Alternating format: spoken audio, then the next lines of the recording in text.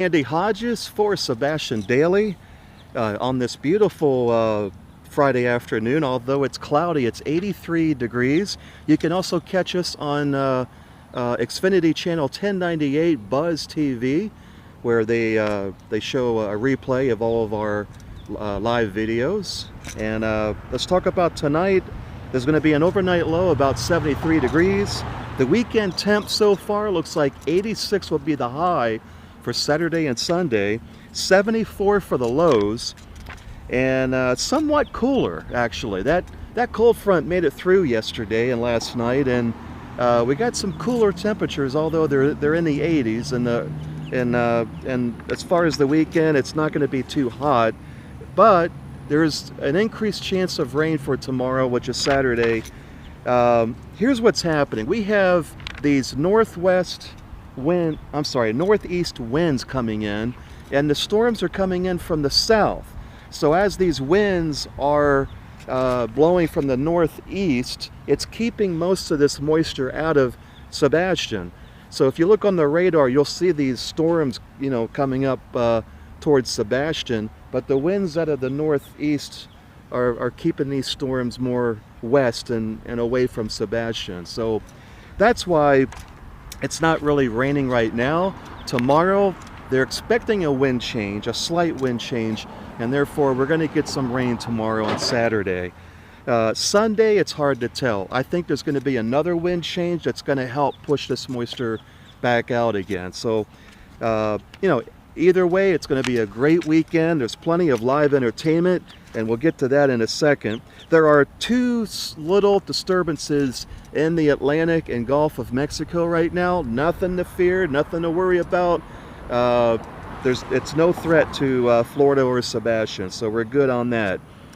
Looking at the latest news, Sunshine Law advocate Michael Barfield has who entered the lawsuit against former council members Damien, Gilliams, Pamela Paris, and Charles Malty, says the city of Sebastian taxpayers should not be responsible for these violations. Now, the city of Sebastian could quite possibly be sued, and the cost could be millions right now. Michael Barfield is a Sunshine Law advocate.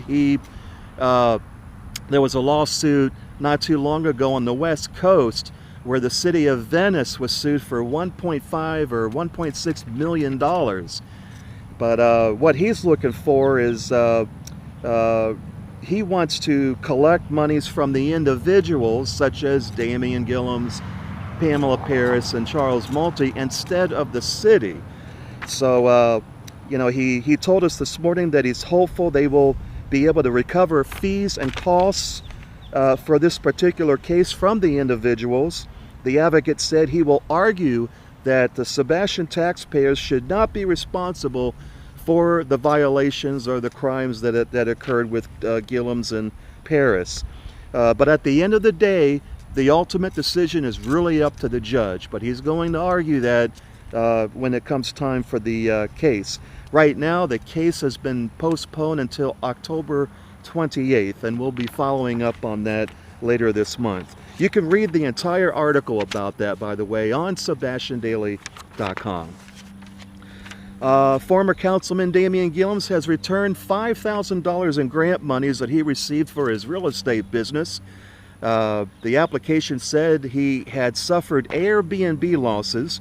Gilliams still faces criminal charges, as we said, for the Sunshine Laws that occurred on April 22nd. He's still facing a perjury charge, and you can also read more about this on SebastianDaily.com. There's been a lot of questions. People are asking, well, did he voluntarily give the money back, or was he forced to, or was he asked? The only information that we got from the city of Sebastian is that he was asked to return the monies. So we don't know any more information other than that. A Sebastian River School substitute teacher is under fire for posting a Facebook comment deemed inappropriate by parents. One concerned parent asked about children wearing masks in school, saying it could weaken their immune system. This is a national debate that's been going on, by the way. Edward Ryan, a substitute teacher at Sebastian River Middle School, said, quote, "I teach middle school, and no child complains. It is only pig Trump supporters," the teacher said. He also said, "May they get sick and die a horrible death. Quickly, please do not vote for pig Trump," the substitute teacher said on social media. Well, that got a lot of parents upset. Calls were going to the school as well as the school board. So we don't know any status about the substitute teacher, but there's some parents that say that Ryan has a right to free speech, but others say that they don't want someone like him teaching their children and who wish people to die just because of their political beliefs. You can read that whole article. It's on SebastianDaily.com. Let's talk about events that are going on. Great weekend ahead. Today at 3, Abby Owens is playing and performing live at Captain Hiram Sandbar. Oscar is performing live at Las Palmas today at 5, Saturday at 5, and Sunday at 5. At 6 o'clock, Matt Roseman returns to Mash Monkey Brewing Company.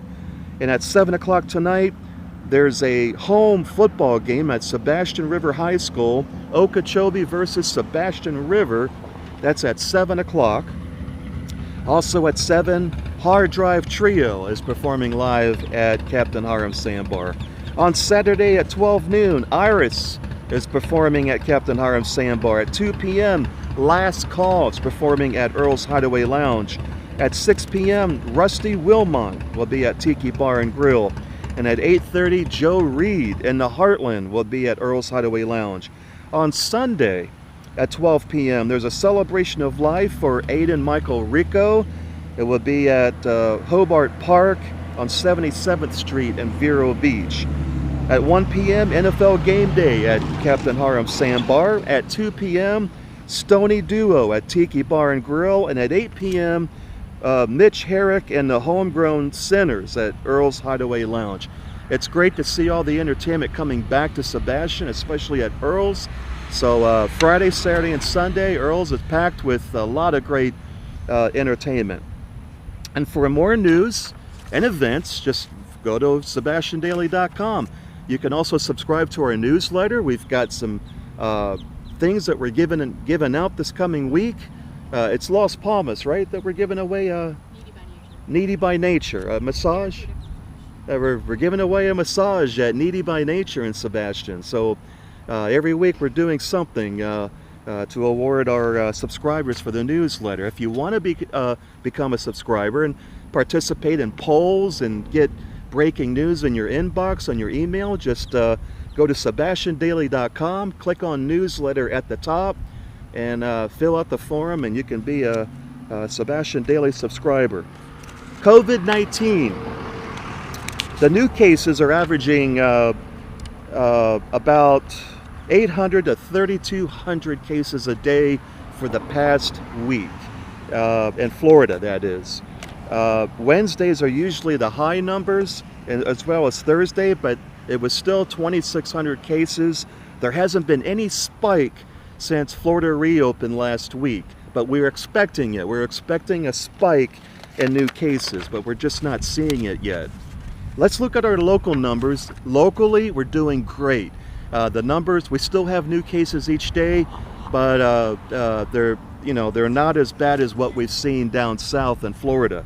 Sebastian, 355 cases since the pandemic started. Barefoot Bay is still at 31, according to the health department. Mico is at 9. Grant, 32. Fellsmere, 412. Wabasso, 9. And Vero Beach, 2,280. Indian River County, total 3,400 cases. There have been 25 new cases today in Indian River County. Now that's a lot. It sounds like a lot, but yesterday there weren't as many, and the day before that there weren't as many. So suddenly we had 25 new cases today in the whole county of a population of 160,000 or so. The deaths in Indian River County, as well as statewide, are way down. There was one new death reported today. Since the pandemic started in Indian River County, 120 people have died of COVID-19 related illnesses. Brevard County, the total is 9,500. 105 new cases today in Brevard County. That's a lot. But keep in mind, their population in Brevard County is about 600,000 people. So keep that in mind when you hear these higher numbers. And don't compare that to Indian River County, because we only have a quarter of that population that they have, or a third of the population that they have in Brevard County. But again, 105 new cases today in Brevard County. The deaths, 300 total. One new death today in Brevard County. So as I said, the number of deaths are declining, and they're staying down, which is really good, because we were concerned a couple of months ago when they were spiking. So everything is calming down. Florida's reopened. Social distance, wear a mask when you cannot social distance, wash your hands regularly. Better days are ahead for Sebastian getting out of this pandemic. And we will get out of this pandemic. It's just, we have to let it run its course, and we have to be careful. We could still live with this pandemic and be safe and not catch this virus. We have to protect ourselves and protect others as well. So listen, thank you for watching us today at Sebastian Daily. We'll have another video sometime this weekend, if not Saturday, probably Sunday. So my name is Andy Hodges, coming to you from Riverview Park in Sebastian for Sebastian Daily.